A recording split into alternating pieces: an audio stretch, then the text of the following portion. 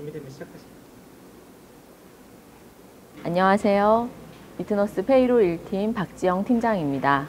코로나19 사태가 장기화되면서 다들 어려움이 많으실 겁니다. 민생 경제는 위축되고 기업의 투자는 불확실해지고 있는데요. 아마 사업체를 운영하고 계신 분이라면 자금 운영에 있어서도 큰 어려움을 겪고 계실 수도 있을 겁니다.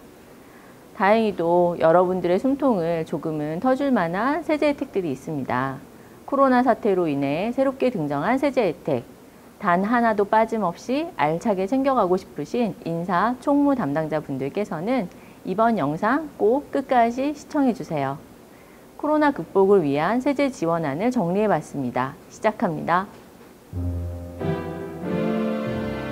첫 번째 지원 혜택은 신용카드 공제율 확대입니다. 2020년 연말정산에서는 민간 소비 지원을 위해 20년 3월부터 7월까지 사용한 신용카드 사용액에 대한 소득공제율을 확대하기로 하였는데요. 기존 공제율 15%에서 무려 80%까지 공제율이 상승했습니다. 기준은 기존과 동일합니다. 총 급여의 25%를 초과 사용한 경우 초과된 금액에 일정한 공제율을 반영하여 소득공제를 받는 방식입니다. 다만 이번 세제 혜택에서는 공제율을 크게 확대한 것이죠. 소기업, 소상공인의 피해는 최소화하고 소비자에게는 세제 혜택을 주자는 취지입니다. 조금 더 자세하게 알아보시죠. 우선 소비 지출 시기에 따라 공제율이 달라지는데요. 2월까지 사용분은 기존 공제율을 적용하고 3월 사용분은 공제율 2배 확대, 4월부터 7월까지의 사용분은 80%의 공제율을 적용합니다. 코로나 사태로 인한 경제적 타격이 큰 시기에 집중적으로 세제 혜택이 들어가는 것이죠. 그렇기 때문에 급여 담당자분들께서는 정신없는 연말정산 시즌, 보다 수월한 업무 처리를 위해 미리 임직원분들이 이런 내용을 숙지하도록 하시는 것이 좋겠습니다. 다음으로는 사용 항목별 공제율이 어떻게 확대됐는지 말씀드리겠습니다. 먼저 신용카드는 15%에서 80%로, 현금 영수증, 체크카드 등은 30%에서 80%로, 전통시장, 대중교통은 40%에서 80%로 확대되었습니다. 어떤 수단으로 지출을 했느냐에 따라 공제율이 나뉘었던 기존과는 반대로 모든 지불수단에 80%의 공제율을 적용하기로 했다는 점이 눈에 띕니다. 두 번째 지원 혜택은 감염병 특별재난지역 피해 극복 지원입니다. 감염병 특별재난지역 소재 중소기업에 대한 과세 특례가 신설되어 감염병 집단 발생으로 재난 및 안전관리 기본법에 따라 선포된 특별재난지역 내 중소기업은 2020년 6월 30일이 속하는 과세년도에 소득세 또는 법인세에 대한 세제 혜택을 받으실 수 있습니다. 과세 특례가 적용되는 특별재난지역은 대구광역시, 경산시, 청도시, 봉화시 등이 있습니다. 기업 유형에 따라 혜택이 다르게 적용되는데요. 소기업은 60%, 중기업은 30%의 감면율을 적용받습니다. 감면 한도는 2억 원입니다. 중소기업 특별세액 감면 등과는 중복 적용이 어렵습니다만 고용 증대 세제와는 중복 적용이 가능하다는 점도 참고해 주세요. 해당 지원 혜택은 2021년에 있을 법인세 신고 기간에 신청이 가능하니 미리 준비해 둬야겠습니다. 세 번째 지원 혜택은 상가 임대료를 인하한 임대사업자에 대한 과세 특례입니다. 이번 혜택은 2021년에 새로 생긴 조항인데요.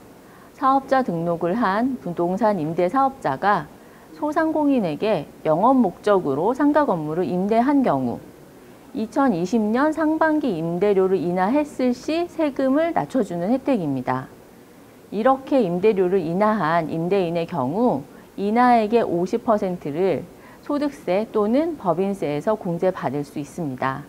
단, 임대료 보증금을 인상하는 등 일정 요건에 해당하는 경우에는 공제 대상에서 제외될 수 있으니 꼼꼼하게 알아보시기 바랍니다. 제출 서류로는 소득세 확정 신고서, 임대차 계약서, 임대료 인하를 확인할 수 있는 서류, 지출 증빙 등이 있습니다. 심사 통과 시 최저한세 적용 배제 및 5년간 2월 공제가 허용됩니다. 네 번째 지원 혜택은 해외 진출 기업의 국내 복귀 활성화를 유도하기 위한 세제 지원 적용 범위 확대입니다.